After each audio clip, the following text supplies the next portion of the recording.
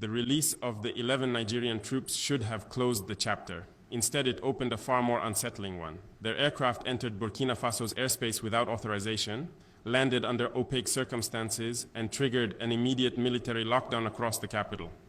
For a region already strained by fractures between ECOWAS and the Sahel states, the timing could not have been more dangerous. Officials later described the landing as a technical emergency, yet military analysts quickly pointed to inconsistencies in the flight path, the troop manifest, and the silence that followed the incident. Inside Burkina Faso's security circles, the key question was never why the plane malfunctioned. It was why it appeared where it did, carrying soldiers whose mission remained unclear. Releasing the troops was not a sign of weakness, it was a strategic decision made after a rapid intelligence assessment and a message to every external power watching West Africa's new alignment take shape. The soldiers returned home, but the doubts, the suspicions, and the geopolitical ripples stayed behind. And those ripples are now shaping the real story. I speak to you today because the incident involving the 11 Nigerian troops did not appear out of nowhere. In our region, nothing happens without a chain of actions beneath the surface. When that military aircraft entered our airspace without authorization, every alarm we had built for the protection of our sovereignty activated at once. As president, I do not have the luxury of assuming good intentions. I must defend the integrity of our land, our people, and our future. When my commanders informed me that the plane had landed in Ouagadougou, I asked one question. Are we dealing with an accident or a mission that was never declared? That question shaped every decision that followed. The soldiers were detained, questioned, and assessed. Not because we sought confrontation, but because Burkina Faso has reached a point where we allow no room for uncertainty. The Sahel is under pressure from every direction. Any mistake can open the door to destabilization. People outside our borders saw the release of the troops as the end of the matter. They were wrong. What happened inside our operations room was far more revealing. The inconsistencies in the flight report, the unusual route, the silence from those who should have informed us ahead of time. These details forced us to treat the event as a potential breach rather than a simple malfunction. We needed clarity before we allowed anyone to return home. Some will say we acted aggressively. I say we acted responsibly. Burkina Faso has been targeted before by hidden agendas, by unannounced flights, by intelligence operations masked as humanitarian movements. I will not repeat the errors of past governments that trusted the wrong forces and paid in blood. Releasing the troops was not an act of softness. It was a decision grounded in the information we gathered and the stability we intend to maintain within the Sahel Alliance. We showed that we will respond firmly when our sovereignty is breached, yet we will also choose diplomacy when the truth clears the fog. But let me be clear to every neighbor and every power watching. Burkina Faso will question anything that threatens our security. We will challenge anyone who tests our borders, and we will respond with unity, discipline, and conviction. Because this incident was only the beginning of a larger game unfolding around us, and I intend to expose that game piece by piece. When the plane touched down without clearance, it was not the aircraft that concerned me most. It was the silence that followed.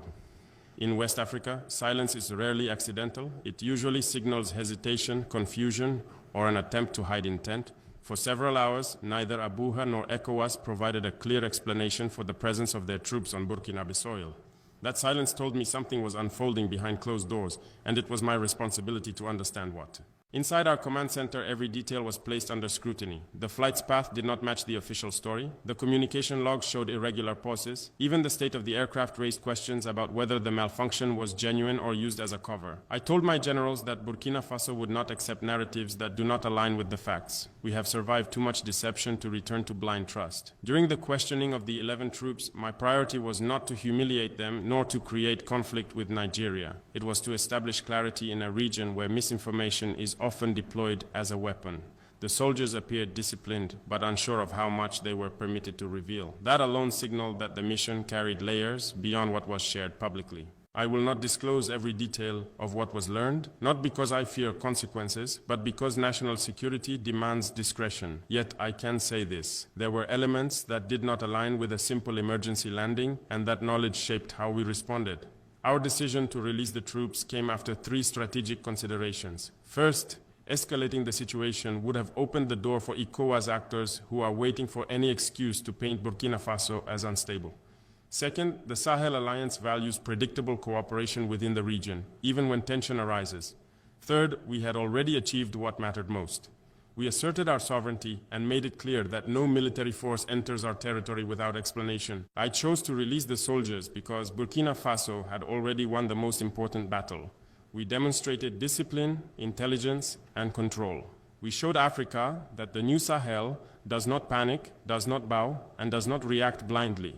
But we also uncovered signals that this incident is part of a wider pattern, a pattern that threatens the balance of power in West Africa. And now that pattern must be addressed. Finally, we saw what happened today when, Yusuf Toga, was with Ibrahim Traore as regards, the freedom of the 11 captured Air Force, military personnel from Nigeria at the same time, as regards releasing our C-130 fighter jet. But it was reported that Nnamdi Kanu's freedom was also part of the clause that was used to release this Air Force officer. But if it's true, we know that they cannot just release Nnamdi Kanu like that. The federal government, we have to do what they have to do before Nnamdi Kanu. Are they doing at that particular place at that particular time? Yes, they can claim there was a sort of emergency and they did emergency landing in an enemy country. That means I'm saying that God catch them. And a lot of people does not believe that this communication that has been going on between the Biafran government in Asia and of course Simon Ekpa factor and those who are representing in Burkina Faso, and the popularity of Mazin Nnamdi Kanu, has spread to an extent that anything that Mazin Nnamdi Kanu does today, has a multiplying effect on Africa, as in their consciousness and their will to choose between left and the right. Mazin Nnamdi Kanu has become a global phenomenon. It has become a dominant factor. And people are referencing him to Nelson Mandela and others. A lot of things have been said about Mazin Nnamdi, not because of Mazin Nnamdi Kanu is not human, but because he is resilient. So if you look at what Traore wanted to do, clearly it was very clear, a protective, a protest, like, okay, we are not going to listen to anybody. This thing has landed in our territory, and afterwards you are holding our like. That is Mazin Nnamdi. When you say you are like, remember that Traore and the rest of them, they are also freedom fighters in their own capacity, in their own chosen agenda. Mazin Nnamdi Kanu is also, but what makes Mazin Nnamdi Kanu fantastically great, in Africa today is because Mazin Nnamdi Kanu does not use gun. Mazin Nnamdi Kanu does not use gun. So a lot of people are saying that it was Mazin Nnamdi Kanu that even facilitated and tried to convince Ibrahim Traore, to let go, that I am actually okay and nothing will happen. But news have it that, it was a condition that Traore insisted, whether good or bad, let heaven fall, until this secret condition is being met, that Mazin Nnamdi Kanu should be granted unconditional, with immediate effect, released from wherever he is, as a freedom man, before them too can release whatever the level soldiers and of course the aircraft held down by the junta in Burkina Faso. Talking about Ibrahim Traore. So you can see that, and also there was a time the federal government also was trying to say the Senate should come in, there should be a warfare, but it's not by numbers. I am currently now, Nigeria have lost international community to the image of what is happening in Nigeria today. Nigeria have lost ECOWAS, Nigeria have lost AU. There's no nation today in the world Nigeria can confidently come closer to, apart from Emmanuel Macron of the French government. And you can see about 11 countries in Africa now have totally distanced themselves completely from anything that has to do with France. All those colonies of France in Africa, and which Burkina Faso is actually one of them. So you can see, it was a deliberate threat to Nigeria that we are not going to release it. Let me tell you, the foreign minister of Nigeria, Yusuf Toga, actually knew clearly what was on ground, that by force you cannot be able to determine or convince Ibrahim Traore to free and Nigerian soldiers held captive. That is the truth, you know. And the condition and the secret condition that the man was given, Mazi Nnamdi Kanu still has to come and intervene. Cela souligne le niveau de fraternité et de solidarité. That's how inflation has become.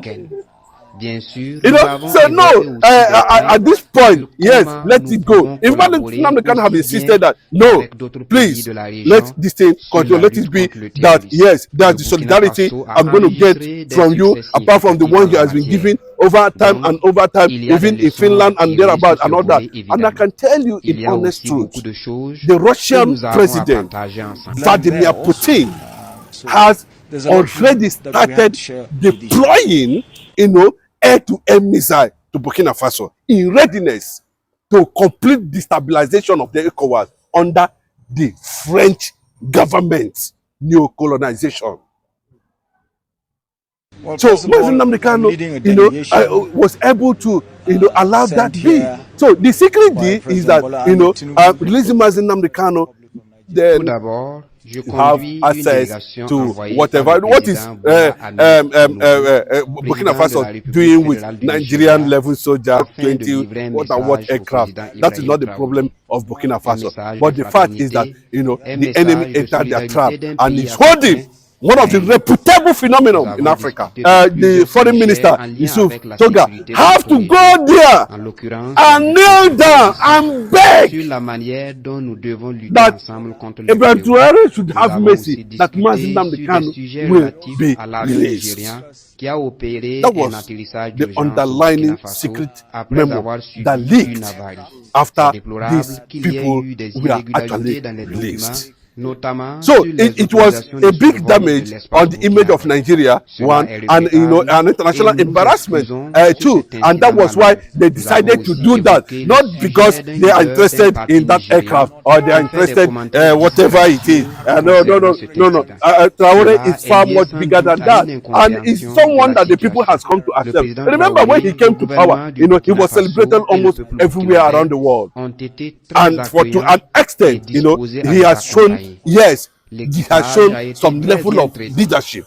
You know, he has brought some transformational policies that the Burkinabés themselves can now raise their shoulders and said, yes, even though it is under military rule, but at least we can sense some level of sensibility in his leadership. And that is this. So I am telling you that the reason why Traore actually wanted this, and of course Russia, is that at the liberation of Biafra as a sovereign nation, they are definitely going to join, you know, Sahel nation. You see the game now. You understand? Because that was what was actually one of the things they are trying to do, to play a diplomatic role, to attract world attention on the plight of Mazi Nnamdi Kanu. Hopefully that there are the nations in Africa that will definitely recognize Biafra when the whole world decided, and to proclaim Biafra a sovereign nation, which is going to come any moment from now.